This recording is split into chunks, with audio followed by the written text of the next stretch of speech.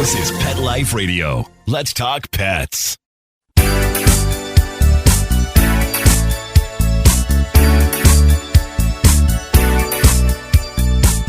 Hello! You're listening to Animal Party on Pet Life Radio with me, Deb Wolfe, your host as always. And today's special treat, recurring guest, one of my favorites, the man to talk to about how dogs think. That's for sure. So we're talking to Dr. Stan Coren, professor of psychology and dog expert, author of many books, including Intelligence of Dogs. Welcome to the show, Dr. Coren. Glad to be here, Deb. So I have a little bit of a politically incorrect question for you. I had someone mail in about their dog, and they were talking about how their dog, and I'm going to say this in quotes, their dog is a retard. That's what they said. And then I had someone else tell me that they adopted 2 kittens, and they were asking me, did we adopt them too young? One of the kittens is no problem, but the other kitten is constantly suckling. And they also used the R word. They said, we think its development is retarded. Okay, so 2 brother kittens. One is somehow slow and isn't stopping nursing behaviors. The other one's fine. Did they adopt those 2 too early? Hard to tell. Socialization is one of the most important things which we have in terms of our animals. You know, you go to Europe, and a lot of people say, well, the European dogs are better trained than the dogs here in North America. And the truth of the matter is that they're not. The big difference with the European dogs is that they are socialized. They are allowed to go out and be in a whole lot of places which are not permitted here in North America. So on public transport, on trains, in cafes and restaurants and supermarkets and all that sort of thing. And so from the time they are very young, these dogs are being out and being socialized, and that stabilizes the mind. It makes them more tractable. It makes them easier to deal with and seems to cure a whole bunch of problems. Here in North America, the dogs are barred from all of that sort of thing. So socialization is really the important thing here. Now, that's what a dog or a cat gets in the litter. And the rule of thumb which people use is that the dog can be adopted out around 7 weeks of age. I think that that's too young. I think that it ought to be closer to 9 weeks of age, and the data seems to support that. So our dogs leave the litter already not quite as well socialized as the dogs in Europe. So that's part of it. If the cats were taken away from the litter too young, that could be contributing to it. And if you have a submissive cat who is one who is not interacting as much with the other members of its litter, that cat can show what looks like developmental delay, as though they're lagging behind in terms of their socialization. So I think that that's one possibility. But again, this is like practicing family medicine over the phone. I mean, I haven't seen the animals or that sort of thing. Well, and I kind of think if one is okay and not exhibiting this behavior, then it may not necessarily be that they were taken away too early. It could be more of a different nature. Like you say, like the submissive one is still doing submissive behaviors, which is this, what appears to be nursing, but it could be something else. It could be grooming. It could be something else. So the lady asks, okay, so she writes in, how do I get this kitten to stop suckling at night? It sneaks into the bed along with my other pets, but it does this obsessive suckling on the sheets. It makes the sheets wet. I pick it up. I toss it. I have reprimanded it. I've sprayed it with a spray bottle, but no matter what, as soon as she falls asleep, the cat comes back. Like that song, The Cat Came Back. So she's saying her sleep is really interrupted. Should she just lock it out of the room? That won't teach it though, will it? What can she do to teach it? You're allowed in the bed if you don't do this suckling, but if you suckle, get out of here. Well, I mean, you should do the same thing you do with a dog, which is you should kennel it overnight. I mean, that's what kennel crates are sort of magic for. The animal gets used to sleeping through the night, and the owner gets to sleep through the night. So, or just lock it out of the room when it does this would be an alternative, because most people don't want a meowing cat in a kennel. Well, I mean, yes. I mean, locking it out of the room is good. If you don't have a male cat who's then going to spray all over your living room furniture while you're asleep. You don't sound like a cat fan, Dr. Coren. Cats are not my cup of fur. No, I mean, we've had cats over time, but first of all, we pick our cats very carefully. Since I have a house full of dogs, we tend to get only ginger cats, the ones docile, with the ones with the M or the W on their forehead. Tabbies, yeah. Yeah, and they're genetically very different. I mean, 95% of them are male. And although they don't get along very well with other cats, they are wonderful around dogs. And so if a cat's going to come into my house, it has to be dog friendly. And so when a cat comes into my house, it's adopted by my dogs, and I don't have to worry about what's happening at night. The cat is sleeping with the dogs. Oh, well, that's very nice. Okay, we're going to go to break and come back and take a question that came in the form of a voice clip. So if you're listening out there and you want to send us a voice clip, you want to hear your question on air and you'd like it to be answered, you can send it to deb@petliferadio.com. You can also send typed out questions too. But we're going to come back from a commercial break and play a question from a lady in Ontario somewhere, north of Toronto, who has a Border Collie that's a little bit quirky. Stay tuned on Animal Party Pet Life Radio. Take a bite out of your competition. Advertise your business with an ad in Pet Life Radio podcasts and radio shows. There is no other pet-related media that is as large and reaches more pet parents and pet lovers than Pet Life Radio. With over 7 million monthly listeners, Pet Life Radio podcasts are available on all major podcast platforms. And our live radio stream goes out to over 250 million subscribers on iHeartRadio, Odyssey, TuneIn, and other streaming apps. For more information on how you can advertise on the #1 pet podcast and radio network, visit PetLifeRadio.com/advertise today. Let's Talk Pets on PetLifeRadio.com.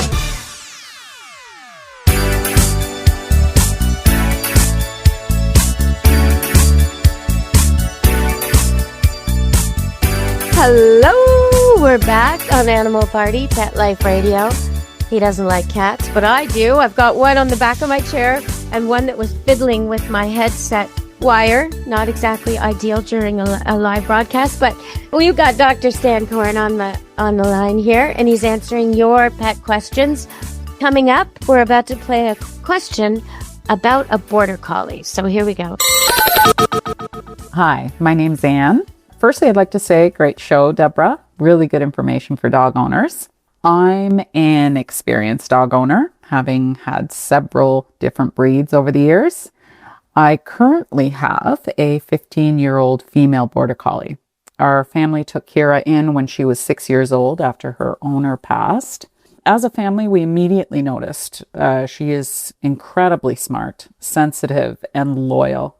However, she is quite skittish and like a generally concerned dog. Maybe I'd call it nervous sometimes. So as she has transitioned into senior doghood, we have definitely noticed some really interesting behaviors and coping mechanisms. She has a boatload of quirks, as my husband would say, that are more magnified as she ages.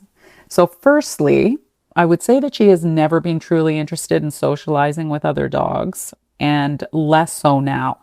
It's almost gotten to the point when we are walking her, she doesn't even want to go past certain homes because she knows that there's certain dogs she doesn't like that live there. And it's gotten to the point where she might not even want to enter the street we're headed towards. Anyway, even when owners are coming towards us with their dog, like she really needs a big berth. She will cross the street, anything to just kind of avoid that situation. And that is definitely more magnified as she's gotten older. Also now, I would say the second most noticeable thing in her behavior is the way she copes with her vision loss. So I don't think she can see very well close up anymore. So this is actually being quite astonishing to see.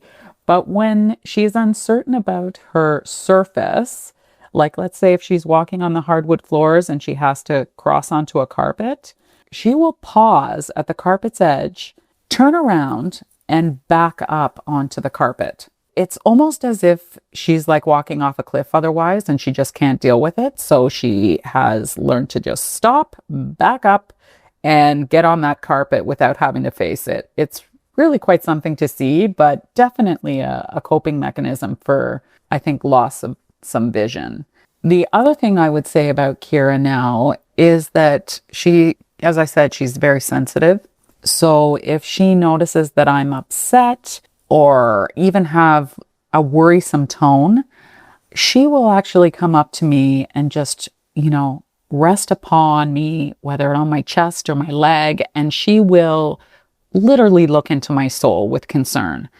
And I mean, she did that before, but now it's just sort of on a different level, maybe because she's more nestled into our family, but certainly speaks to how sensitive a breed she is. But I would say that's more the case now that she's older. So I'm just kind of putting this out there. If there's any other Border Collie dog owners out there that are experiencing some of these funny things, these quirks as their dogs are getting older, I'd love to know. That's kind of, I don't know. I didn't experience this really with my other dogs as much, and certainly to these extremes. So anyway, thanks for your time. Bye. Okay, there's a lot to unpack there. Can you help her with any of this? Make it easier for the dog to go for a walk down streets where there's other dogs, or make it easier to enter rooms? I mean, first thing comes to mind is night lights. Maybe that will help with the vision.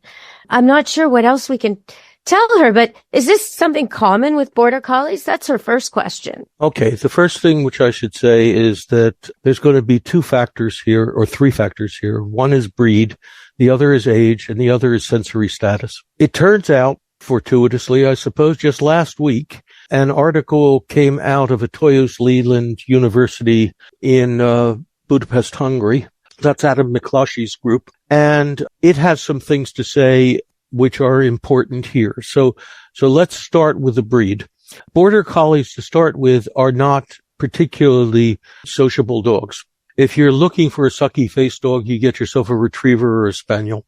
Border Collies can be very friendly, but they are not clingy or that sort of thing. They'd rather herd sheep than go visit with other dogs, basically. That's right. And for Border Collies, their sensory status is very important, okay?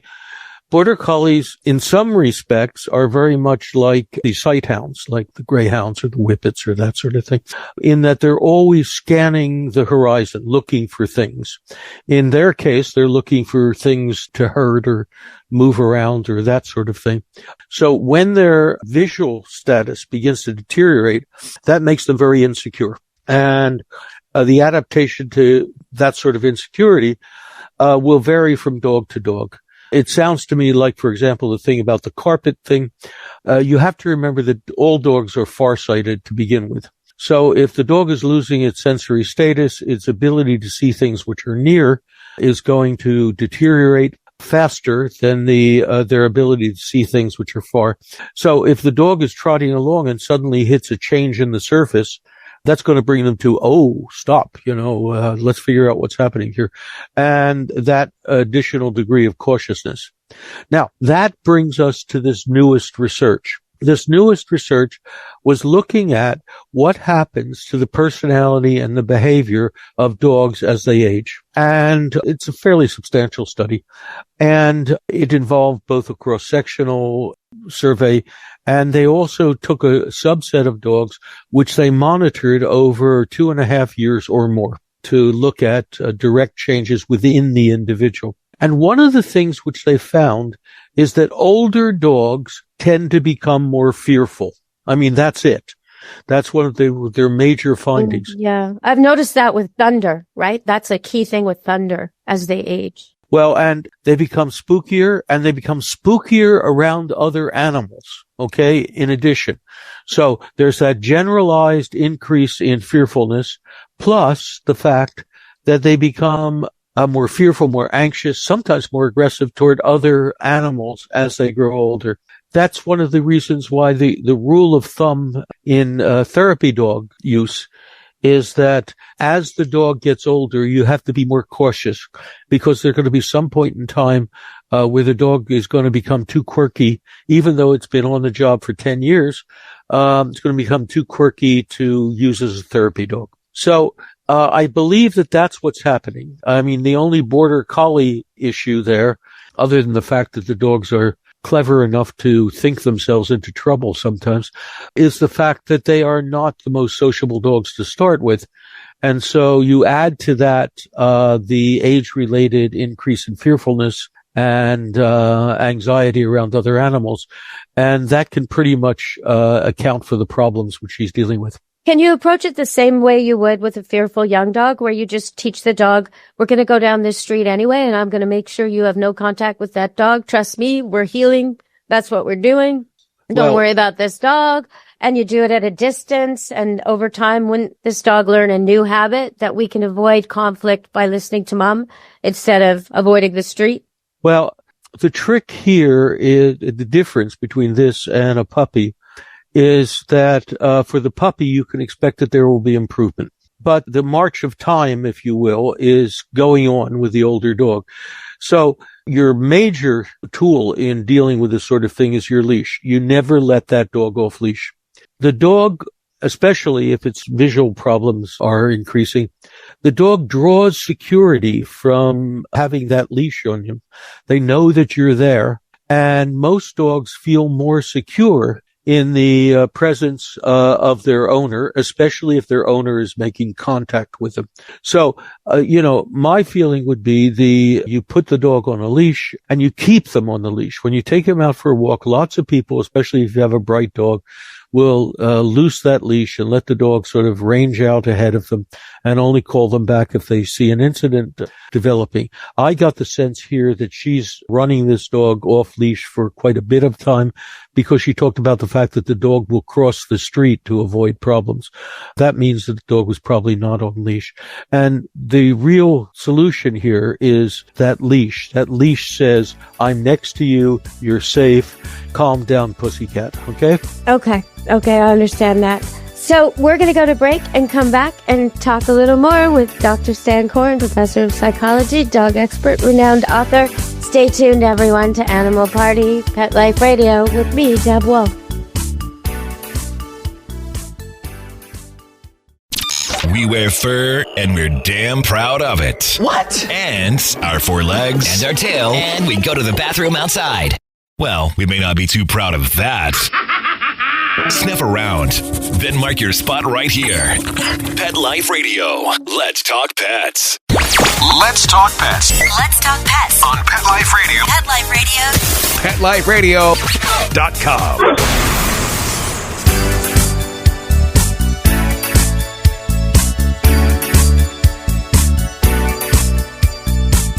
Hello, we're back on Animal Party, Pet Life Radio. Sounds like Dr. Coren doesn't really think cats make the best pets unless you're very particular. Sean Cullen, the comedian, I was watching him the other night, and he was saying, well, in his opinion, the worst pet would be a clam. A clam would make a very bad pet. And I think that is correct. You cannot cuddle a clam. He did a whole routine about it. It was just hysterically funny. But I do think sometimes people get the wrong pet, don't they? Oh, yeah. Like this lady, she has the right pet, and good for her to take it in at 6, even though it was already quirky, and stand by it through old age, and she's got the right pet. But some people, maybe they'd be better off with fish or a cat, and they get a dog, a high needs dog, or a cute dog, but they don't realize a Dalmatian sporting, or a golden doodle needs a lot of attention, or a border collie needs to work. Have you got any examples you've come across where the people just totally got the wrong dog? Oh, I mean, thousands. The most recent one is a gal, a French francophone Canadian who moved here to Vancouver, and she decided that the neighborhood which she was in was not particularly safe and that sort of thing, and she was going to pick out a dog, and all the dogs which she had prior to that had been dogs like Coton de Toulier and Havanese. And yeah, sweet little dogs. Okay. So she got herself a German Shepherd. Okay, which is a herding dog, but people think they're guarding dogs, so it's kind of a strange one. They look tough, but they're a little bit nervous, I find. Well, and they're very strong-willed, and they can be moody. Let's just put it that way. But the thing about this is that this German Shepherd is now already 80 pounds, and she's all of 90 pounds. And she has no control whatsoever on that dog. And the dog has already, leapt forward at one point in time and broken her little finger because the leash was tangled. Yikes. Okay. Yeah. I heard there's a municipality in BC that's outlawing flexi leashes. And when you were talking about the Border Collie before, if this lady's used to running her dog loose, she may think a flexi leash is an answer to letting it have freedom, but still being there for it. I've had really bad experiences with these flexi leashes. And this lady sounds like she might have been using one when she broke her finger. They can wrap around you. What do you think about them? If your dog is already under control, then I don't mind the flexi leashes. They're not as comfortable to me as a standard leash. And many times I have a wearable leash, which I can, hook around my waist or over my shoulder or that sort of thing. And the dog still has 8-10 feet of flexibility, and I don't have to use my hands. So flexi leashes are sort of like pinch collars and e-collars, In the right hands, in terms of people who know what to do with them, they can be useful tools. But if you don't, you get screwed up. And the typical thing with the flexi leash, and it's one of the reasons why people at municipal politics levels have been getting bent out of shape about it, is that people don't know how to bring the dog back if the dog is out 16 feet in front of you and suddenly decides to go out of control. And they don't know how to haul the dog back. There is a technique. You swing the leash forward, put your finger on the clamp, pull it back by, one arm swing, and then do the same thing again. Swing forward. Yeah, it's almost like a fishing rod. It's a weird sort of movement. You have to practice it. But it also, I find, even when the dogs aren't fighting or doing anything wrong, it can tangle around someone else's ankles so easily, those things.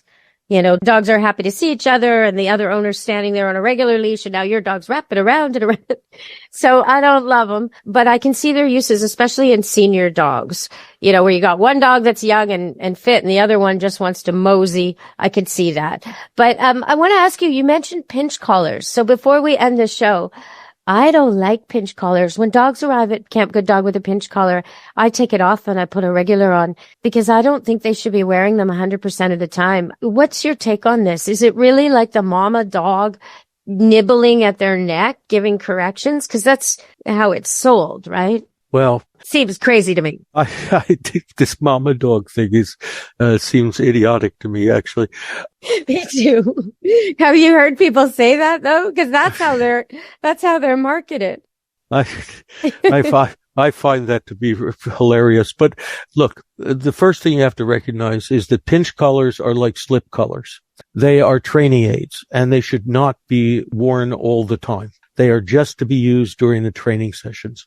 So many people have their dogs on slip collars, and I believe that every 2 years or so, we lose a dog from our class because, the dog they basically choke themselves. Exactly. They get hung up. So you're talking about choke collars, choke chains, that kind of thing. Put it on when you walk the dog, but leave it on the leash. Your dog should be wearing a collar that is not going to choke it. That's right. I mean, our choice is the martingale because. Yeah, me too. It gives, a brief comfortable tightening so the dog knows that the pressure is on, but then releases, and it can't tighten any more than where the two rings touch each other. And so, that's the safest. And that's one of the reasons why the Canadian Kennel Club allows martingales in the ring. They don't allow a whole bunch of different kinds of collars, but martingales are allowed and slip collars are allowed in the ring, but they recommend that you take it off when you get out.